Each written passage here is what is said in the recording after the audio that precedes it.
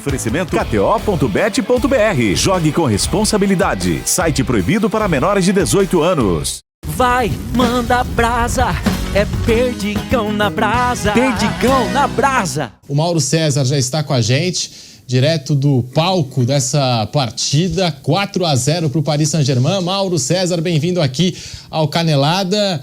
Não é todo dia que a gente vê o Real Madrid levando 4-0, um passeio, né? Um amasso do Paris Saint-Germain, campeão europeu, que agora vai em busca da Copa do Mundo de Clubes. Mauro, bem-vindo ao Canelada.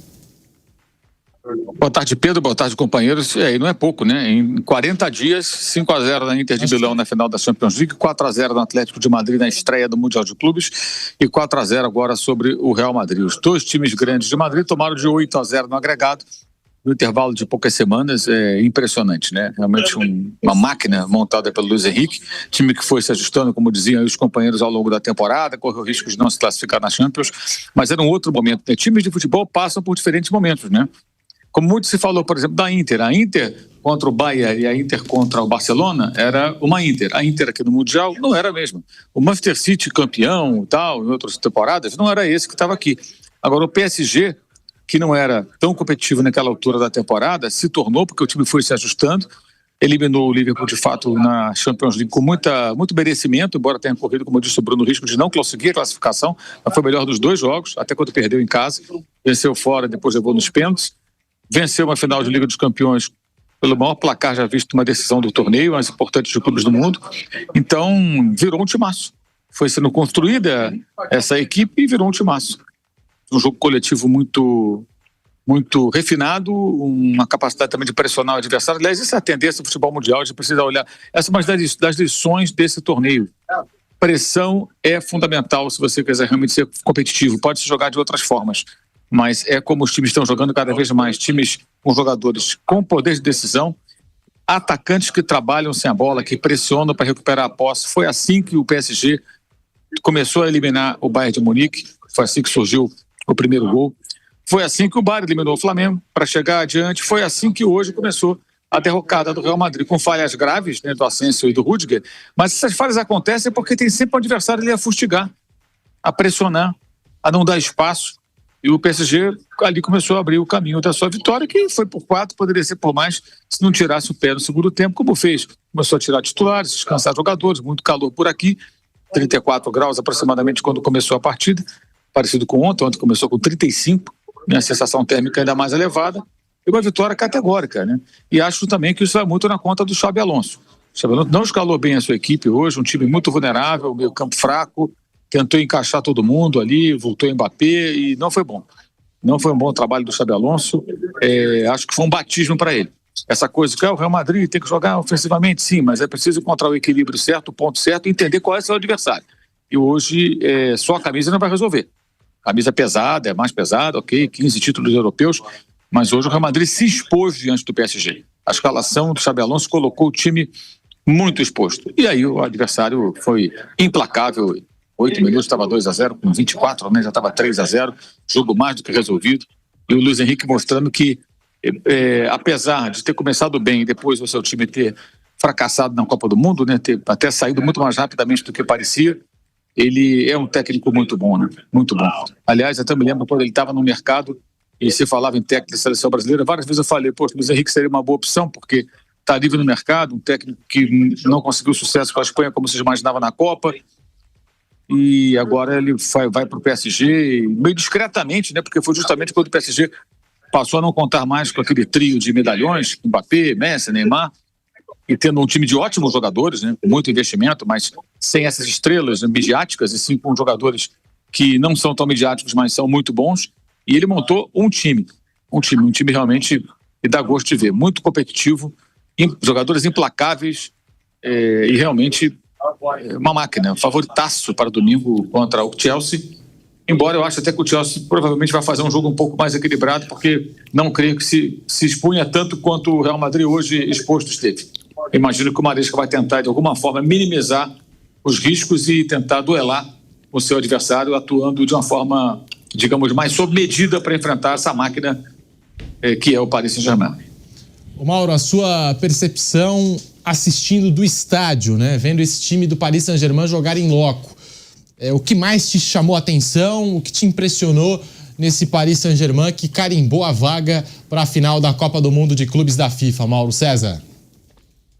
Exemplo do que aconteceu, também tive essa sorte de poder acompanhar a final da Champions League lá em Munique, né? Além do time, o time pressiona, rouba a bola, acelera o jogo, os jogadores dificilmente perdem essas oportunidades. Você vê o nível das finalizações, parece fácil, né? Mas quantas vezes a gente vê jogadores sem tanta qualidade finalizando em cima do goleiro, para fora? Como o Fábio Ruiz tira a bola do goleiro naquele arremate do terceiro gol. O terceiro gol é uma aula, atrai o Real Madrid. A jogada começa numa finalização do Mbappé, a bola sai. Bola com o PSG fica trocando passe no campo de defesa, chamando, vem Real Madrid, vem Real Madrid. Quando o Real Madrid vem e inicia o contragolpe, é fatal. A recomposição do time, quando o Vinícius Júnior ou o Mbappé, por exemplo, recebiam a bola com algum espaço, rapidamente 3, 4 adversários o cercavam. E você via que era muito rápido, muito rápido. Em dado momento, você olhava, o Vinícius estava sozinho com a bola. Segundos depois, 3, 4 adversários o cercavam, ele ficava sem saída. O Mbappé é a mesma coisa. Aí começa a tentar resolver sozinho, porque você não tem aproximação, não tem para quem tocar a bola, só vê jogadores de azul ao seu redor. Seu time é muito competitivo para retomar a bola, para agredir na hora de pressionar a saída, para definir as jogadas, sempre definições assim muito frias e com muita qualidade. Como foi nessas outras goleadas, né? O time praticamente não perde gol. Depois até desperdiçou alguma chance, mas o jogo estava ganho, né? Enquanto o jogo estava ainda em disputa, cria chance e vai lá e aproveita. Muita precisão e muita objetividade também nas finalizações, né? Realmente uma equipe que é hoje, de fato, aí a grande equipe do futebol internacional. E eu acho que das lições que a gente está discutindo na imprensa brasileira, muito pouco isso. Tem lições interessantes aí desse Mundial e fica assim só o tempo todo. Quem é melhor? Quem fez isso? Qual jogo que faz isso? Essas bobagens, ficando comparar, sabe? Parece conversa de boteco, conversa de torcedor, que só sabe ficar desmerecendo o adversário e se valorizando seu time. Na realidade, tem várias lições. Uma delas, hoje, cada vez mais, realmente o futebol pede isso. O futebol de alto nível exige jogadores, todos participam do jogo o tempo todo. Todo mundo participa, todo mundo tenta recuperar a bola. Erros como o do Rüdiger, erros como o do Asensio, não pode cometer no futebol de alto nível. Você não tem recuperação. Falhou, o gol vai acontecer. Mas muitas vezes os erros são forçados pelo adversário, que está o tempo todo ali te fustigando, te martelando, tentando recuperar a bola. Enfim, acho que tem muita coisa interessante para a gente tirar desse Mundial que pode ser aplicado ou não no futebol brasileiro, na medida do possível, né? Da capacidade dos técnicos, dos atletas. E acho que hoje, mais uma vez, a gente viu isso aí. E vamos ver domingo, né? Estou curioso agora para ver como vai se comportar o Chelsea. De que maneira o Chelsea vai fazer para tentar minimizar o prejuízo e competir. Tem que competir, tem que tentar surpreender. Nenhum time é imbatível, né? O Botafogo venceu o PSG. Vejo muita gente desmerecendo o Botafogo. Que jogou na reta. Sim, mas como é que era possível o Botafogo jogar? Era só daquele jeito. Tudo bem, o PSG também meio que esnobou. Botou reservas em campo, poupou titulares, mas quando tentou recuperar, não conseguiu. Porque o Botafogo teve uma grande atuação defensiva. Vai ser esse o caminho do Chelsea? Alguma coisa parecida? E aí, aproveitando que tem jogadores de qualidade, mais do que o Botafogo, para quando tiver oportunidade, tentar definir o jogo, tentar chegar e marcar os gols. Qual vai ser a estratégia? O que fazer diante dessa equipe que goleou 4-0 no Atlético, 4-0 no Real, 5-0 na Inter de Milão numa final? E agora uma semifinal, né? Esse acho que é o ponto, acho que esse é o dever de casa que deve tirar o sono do técnico italiano a partir de agora. O Mauro César que acompanhou do estádio o 5-0 do Paris Saint-Germain para cima da Inter e agora esses 4-0 do Paris Saint-Germain para cima do Real Madrid, 2 jogos históricos desse PSG do Luiz Henrique. Mauro, o Paris Saint-Germain tem 16 gols marcados até aqui na Copa do Mundo de Clubes, goleou hoje o Real Madrid, goleou o Atlético de Madrid ainda na fase de grupos da competição e o único gol sofrido aconteceu diante do Botafogo. Então o Botafogo conseguiu vencer o Paris Saint-Germain e aplicou o único gol, né? Fez o único gol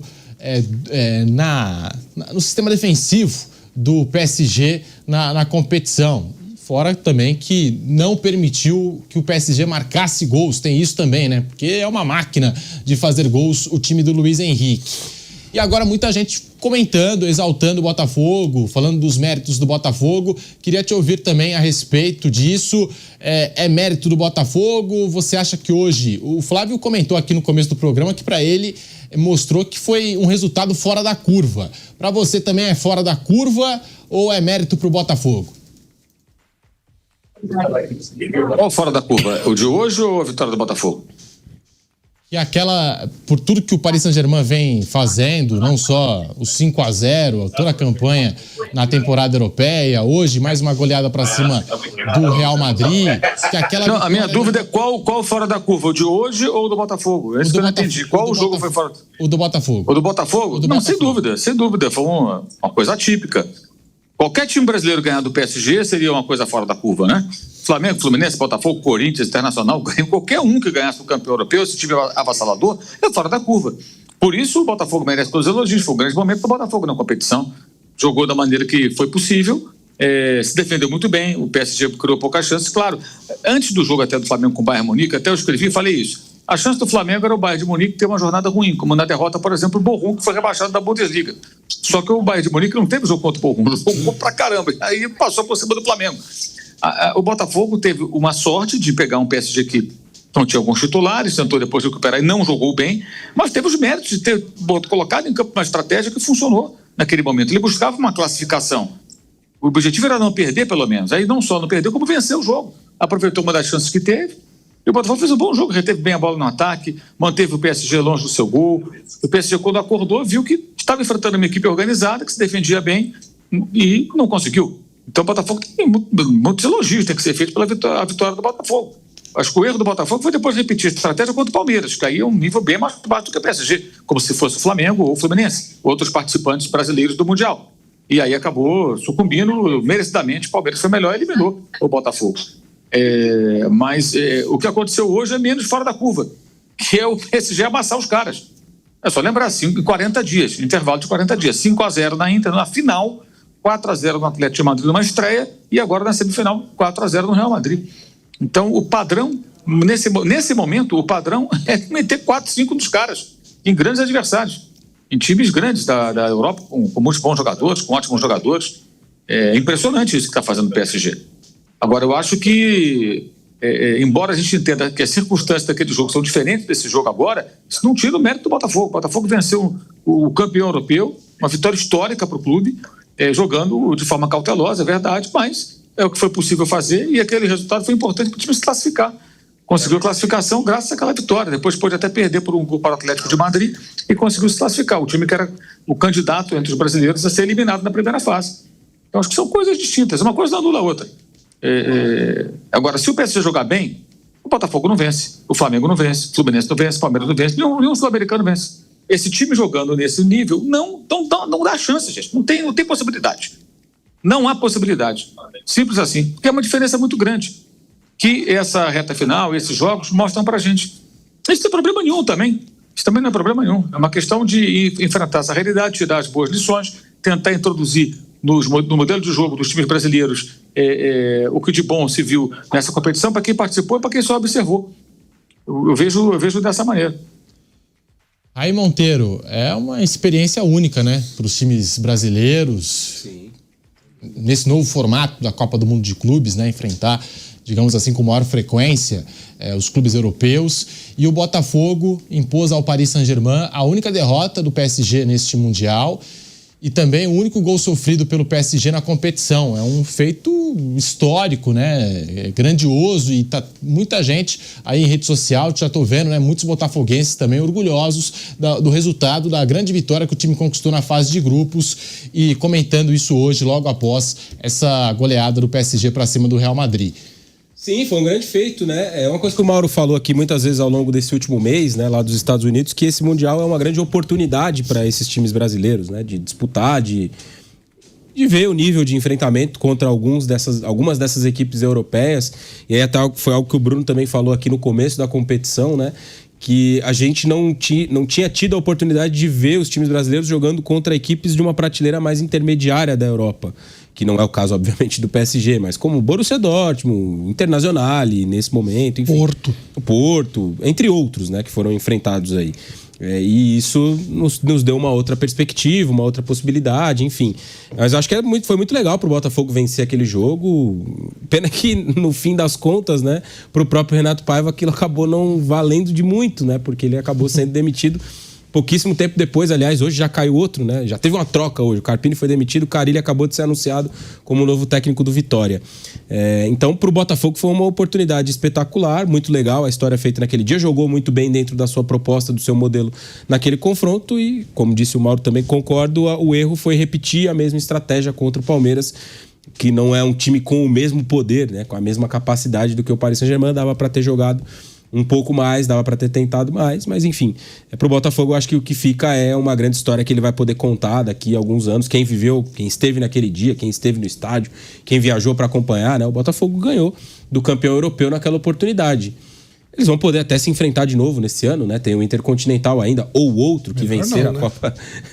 Ou outro que vencer a Copa Libertadores vai poder jogar contra o Paris Saint-Germain. Antes disso, tem que passar pelo Cruz Azul, tem um caminho até lá, né? Melhor não. Mas, de fato, o melhor não é desafiar. Agora, também o jogo de hoje mostra que Botafogo foi legal, venceu, uma baita história. Tudo isso é verdadeiro, né? Mas isso também, o jogo de hoje também mostra que em outros jogos, né, o nível que esses times impõem, que eles colocam, é muito difícil de enfrentar, né? Num jogo decisivo, num mata-mata. Não estou diminuindo o feito do Botafogo. Foi muito legal, o Botafogo mereceu demais vencer aquele jogo. Jogou muito bem naquela ocasião contra o Paris Saint-Germain. Ele realmente controlou o jogo, se defendeu muito bem. O John fez uma defesa ao longo dos 90 minutos, né? Quando a gente tem um enfrentamento como esse, ou teve aí com vitórias de brasileiros no antigo formato do Mundial de Clubes, agora o Intercontinental, o goleiro era sempre o melhor em campo. O Cássio foi o melhor em campo em 2012, o Rogério Ceni foi o melhor em campo em 2006. Agora não, nesse jogo contra do Botafogo contra o PSG, o John praticamente nem trabalhou. Então a estratégia funcionou muito bem. Mas hoje o PSG mostrou que quando vale um pouco mais, no sentido de ser um mata-mata, de ser um jogo definitivo, o time entra com uma energia maior e aí é muito difícil jogar contra mesmo. Ô Flávio, dos últimos 24 jogos, apenas o Botafogo não tomou gol do Paris Saint-Germain. E a gente vai ter uma final agora, Paris Saint-Germain e Chelsea. O Botafogo venceu o Paris Saint-Germain na fase de grupos e o Flamengo venceu o Chelsea na fase de grupos, né? Então tem muitos torcedores comentando aqui essas vitórias conquistadas, né, pelos clubes brasileiros contra esses grandes europeus. Em 78, quando o Brasil perdeu a Copa, o Cláudio Coutinho, técnico na época, falou que o Brasil era campeão moral. Se você quiser, com boa vontade. Se o Chelsea for campeão, a gente pode dizer que o Flamengo é campeão moral, e se o PSG ganhar, que o Botafogo é campeão moral. A verdade é que eu vejo de forma diferente, viu, Pedro? O Flamengo realmente superou o Chelsea, jogou bem, foi pra cima, né, ele se impôs naquele jogo. E o Botafogo foi uma estratégia que deu muito certo, mas que é quase impossível de ser repetida. Se o Flamengo jogar com o Chelsea hoje, você já olha... Eu acho que o Chelsea é favorito. Mas você já não olha com o mesmo receio que eu falei pro Raí, né? Melhor não repetir esse Botafogo e Paris Saint-Germain. Chelsea e Flamengo talvez não fosse... Acho que o Chelsea venceria. Difícil o Flamengo repetir o que fez, mas com um temor menor. Então acho que são coisas diferentes. Agora as duas vitórias. A do Flamengo foi mais vitória para mim. A do Botafogo, ela foi uma vitória, uma conquista especial, um time que estava num dia muito ruim, e o Botafogo que acertou uma jornada extraordinária, muito difícil de ser repetido. Ô Bruno Prado, então, só aproveitando porque eu não te ouvi a respeito aí das vitórias dos brasileiros contra Paris Saint-Germain e contra Chelsea. A gente teve o Botafogo, grande resultado do Botafogo, vai ficar marcado 1-0 no Paris Saint-Germain, e o Flamengo também, grande atuação contra o Chelsea, vencendo o Chelsea por 3-1 de virada, né? O Flamengo ganha do Chelsea de virada com uma grande atuação. Queria te ouvir, porque tem muita gente comentando agora, olha lá, os dois times que chegaram na final, os brasileiros bateram nesses times na fase de grupos, conseguiram vencer esses times na fase de grupos, Bruno Prado. São grandes vitórias, claro, independente do que aconteceu depois. O Flamengo tem uma outra característica, ele conseguiu impor o seu jogo contra o Chelsea. O Chelsea não é um time tão forte quanto o PSG. Claro que o Chelsea pode tentar alguma coisa e pode até conseguir, é um jogo único. Mas o PSG é um time mais forte, né? Então o Flamengo conseguiu se impor e, da sua maneira, vencer o jogo. E o Botafogo, acho que ele conseguiu vencer da única maneira que seria possível. Ele fez um grande jogo ali, dentro da sua proposta. Contou, claro, com um dia que o Paris Saint-Germain não estava tão bem, que não tem assim como nenhum jogo você ter os dois times exatamente na mesma condição física, exatamente na mesma concentração, dando exatamente a mesma importância para o jogo, sentindo igual a temperatura ou não, no mesmo momento da temporada, isso não existe. Então, vão ter jogos em que um time que é mais fraco vai ganhar, porque vai estar mais ligado, mais concentrado, mais focado, vai fazer um grande jogo, vai fazer o jogo perfeito e o outro não vai estar tão bem. Isso acontece e não é desmerecer nada. É claro que o time do Paris Saint-Germain é muito melhor que o time do Botafogo. Aquele dia o Botafogo fez uma partida gigante, venceu, e é uma partida que vai ser lembrada por muito tempo. O que fica maluco é assim, qualquer jogo, esse jogo provou que o brasileiro é melhor que o europeu. Aí o brasileiro, sei lá, e depois o Botafogo ele perde para o Atlético de Madrid. Aí qual é a prova? Aí o Al Hilal ganha do City. Isso provou que o campeonato da Arábia Saudita é melhor que o da Premier League. Assim, é uma coisa maluca que foi acontecendo nesse campeonato. Existem vários jogos em Copas. Aí eu não estou fazendo uma comparação dos times com essas seleções, mas acontece em Copa do Mundo, numa primeira fase de times muito fortes, às vezes perderem porque não estão na mesma pegada que o outro. Só na última Copa, né? Para não esticar muito. A campeã argentina estreou perdendo para a Arábia Saudita. A França perdeu para a Tunísia. O Brasil perdeu para Camarões. O Japão ganhou da Espanha e da Alemanha. E a Coreia do Sul ganhou de Portugal. São 6 resultados só da primeira fase da última Copa do Catar. Mas você pegar todas as Copas, e essa é uma Copa, a primeira de clubes, acontecem, às vezes, alguns resultados fora do normal, mas normalmente os mais fortes acabam chegando. É o futebol. É o futebol e o grande segredo dessa Copa do Mundo de clubes, né? Agora os times sul-americanos, os 4 brasileiros que foram disputar a competição, tiveram essa oportunidade, né, de encarar de frente esses clubes europeus, não só os clubes da primeira prateleira, porque a gente teve aqui Palmeiras e Porto, por exemplo, que existia essa dúvida. Sim. Palmeiras seria campeão fácil no Campeonato Português e o Porto brigaria pelo título no Campeonato Brasileiro. A gente teve esse tipo de confronto. Ali mostrou muito legal. Que esse jogo, se o Palmeiras vencesse, era natural. A gente viu no enfrentamento. A gente podia ter uma opinião antes, mas nunca tinha tido o confronto. O confronto mostrou, acho que o geral, a competição dos portugueses e dos brasileiros mostrou que ali tem jogo, que os brasileiros podem vencer. Contra o Paris Saint-Germain, por exemplo, aí foi um dia que deu tudo certo e muito mérito do Botafogo. É aquela conversa que só ficava no bar que foi pra realidade. Foi pra realidade. E aí tem o tema Kylian Mbappé. Vou começar pelo Flávio Prado, vou querer ouvir o Mauro, o Bruno, o Raí Monteiro, porque ele esteve do outro lado, agora vestindo a camisa do Real Madrid, e um vídeo vazou do Luiz Henrique no vestiário com o Mbappé, dizendo, no meu time não funciona só o jogador fazer gols, tem que se doar para a equipe. É da série do Luiz Henrique. Da série do Luiz Henrique, exatamente. Então, vocês não sabem P nenhuma sobre mim, chama a série do Luiz Henrique. É um vídeo que agora está viralizando também nas redes sociais de novo, né? Acho que toda vez que o Mbappé não tem uma atuação tão boa, a galera coloca de novo esse vídeo para rodar do Luiz Henrique dando um sermão para ele e fala algo nesse sentido. O atacante tem que fazer gols, mas também tem que se preocupar com a parte defensiva, tem que ajudar os companheiros, tem que marcar, tem que pressionar. Por exemplo, o que o Dembélé fez hoje, roubando as bolas dos zagueiros do Real Madrid no campo do Real Madrid, Flávio Prado. E hoje não foi aquela atuação, uma atuação apagadíssima, né, do Mbappé no jogo de hoje, Flávio. Bom, o certo é que o Mbappé também não está inteiro fisicamente, isso também é uma verdade, né? Primeiro jogo que ele, salvo engano, o primeiro jogo que ele começou jogando, né? Foi o primeiro jogo. Não tá legal, não tá inteiro, ninguém jogou, né? O Vinícius não jogou, ninguém jogou. Eu entendo o que o Luiz Henrique quer dizer e o futebol tem que ser coletivo. Mas também entendo que tem jogadores especiais. Tem jogadores especiais. Até o Guardiola, que é o mestre, né? Ou o Cruyff lá atrás, que era o mestre do Guardiola, ou o Mitchell lá atrás, que é o mestre de todos, né? Que começou todo esse processo.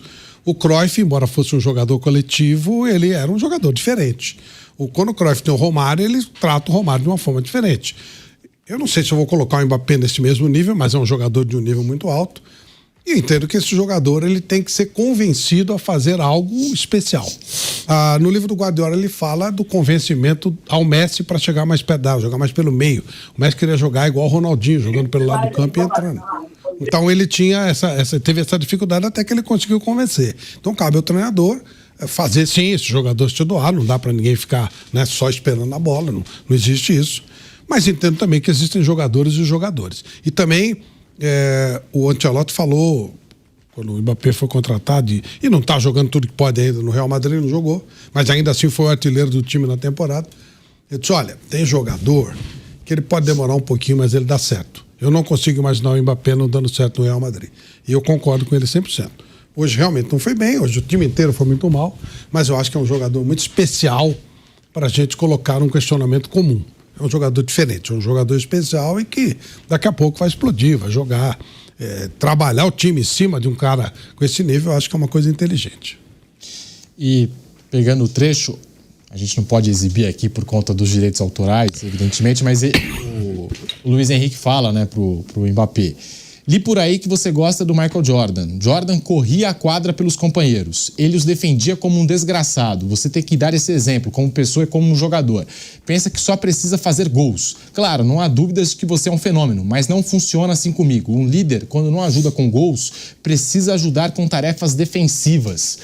E assim, o que a gente viu do Paris Saint-Germain e o que a gente acompanha do Paris Saint-Germain na temporada é esse time que se doa dentro de campo. Não é, Bruno Prado? Ataca com muitos jogadores e defende também com muitos jogadores. E queria te ouvir sobre a partida que fez o Kylian Mbappé abaixo, assim como todo o time do Real Madrid, o Xabi Alonso, que mexeu nas peças e até mesmo na formação tática para o jogo de hoje. A partida dele foi ruim, até porque o time dele foi completamente dominado. Aí acho que individualmente, os zagueiros, você pode dizer, porque eles falharam diretamente nos 2 primeiros gols. Mas, assim, no geral, os jogadores de meio, de ataque, o time foi envolvido, né? Então, é difícil alguém se destacar individualmente dentro desse contexto. Às vezes o goleiro consegue se destacar num contexto como esse, mas os outros jogadores é difícil. Mas, assim, eu não ligo. Claro que foi uma sequência, né? O Mbappé sai, a última das grandes estrelas que deixa o Paris Saint-Germain. E o time, na outra temporada, forma uma equipe muito forte coletivamente. O Paris já estava entre as principais equipes do mundo, né? Porque eu acho que há sempre o exagero para cima e para baixo. Esse é o melhor time do Paris Saint-Germain, sem dúvida. O Paris Saint-Germain nunca foi, como é hoje, o melhor time do mundo que todo mundo reconhece. Mas ele estava entre os melhores. O Paris Saint-Germain, nas últimas 6 edições da Champions, ele foi semifinalista em 4 e finalista em 2. E agora, um título. Então, assim, às vezes havia muito exagero em toda a eliminação do Paris Saint-Germain, e eram eliminações assim pro Real Madrid, pro Bayern de Munique, não era para qualquer um, que falavam, esse é um fracasso total, esse time não serve para nada. Na verdade, ele estava chegando cada vez mais perto de um título. Se você comparar o desempenho do Paris Saint-Germain na Champions com o desempenho do Manchester City, é muito parecido. Só que como o Manchester City joga na Inglaterra, um campeonato mais forte, não chamava tanto atenção negativamente quando o Manchester City perdia e quando o Paris Saint-Germain perdia. Sempre que o Paris Saint-Germain perdia, era um peso totalmente desproporcional. Mas as campanhas dos dois são muito próximas. Cada um tem um título, cada um tem um vice, algumas semifinais. É muito parecido, né? O City perdeu uma final para o Chelsea, o Paris perdeu uma para o Bayern um ano antes. O City foi campeão contra a Inter, 2 anos depois o Paris Saint-Germain campeão contra a Inter. Semifinais. O próprio City eliminou o Paris Saint-Germain já de uma semifinal, mas o City caiu em semifinais para o Real Madrid, como o Paris caiu na semifinal do ano passado, retrasado já, temporada já retrasada, para o Borussia Dortmund, como caiu para o Real Madrid, como caiu para outras equipes. Então, assim, não acho que era um fracasso total o Paris Saint-Germain e agora é um sucesso. Eu acho que o time estava se aproximando de uma grande conquista. E agora conseguiu. Não coloco diretamente, o time está assim porque saiu o Mbappé. O Luiz Henrique adaptou o seu time com as peças que tinham que ele tinha à disposição e formou uma grande equipe. Mas eu acho isso meio injusto, né? Colocar o Mbappé como o vilão de tudo, porque ele jogou muita bola no Paris Saint-Germain. Até pega os números dele. A última temporada dele no Paris, 48 jogos, 44 gols. Como é que eu vou falar que esse cara é o vilão? Tava tudo errado com ele, ele saiu, agora é tudo certo. No próprio Real Madrid, essa temporada, o time não ganhou títulos, mas ele fez os 44 gols em 59 jogos. Não é uma temporada individualmente ruim. Então, assim, são coisas diferentes. O Mbappé, às vezes, eu acho que ele passa uma certa preguiça, principalmente sem a bola, isso é verdade. Para a idade dele, acho que ele tinha que colaborar um pouco mais sem a bola. Ele não é, hoje, um veterano como o Messi mesmo, né? O Messi, há muito tempo, ele participa muito pouco sem a bola, mas o Messi é mais velho. O Mbappé, com a idade que tem, ele poderia se doar um pouco mais sem a bola, isso é verdade. Mas também é possível você ter um time muito bom com ele, ali mesmo ele participando um pouco sem a bola. Como ele já ajudou muito suas equipes e vai ganhar títulos no Real Madrid, como ganhou uma Copa com a seleção francesa e foi vice na outra, meteu 8 gols na última Copa. Então, acho que há exageros. Hoje é o melhor Paris Saint-Germain da história do clube, mas não é porque o Mbappé saiu, o Mbappé é o vilão de tudo, ou o Messi ou o Neymar. Cada um no seu período ajudou da maneira que poderia, alguns decepcionaram, outros não. Acho que aí desses aí, acho que foi o que jogou menos Messi. O jogador que eu vi jogar, se pegar dos três, o que jogou menos em quantidade, até em bola no Paris, foi o Messi. Aí eu vou falar, o Messi é um problema? É claro que não.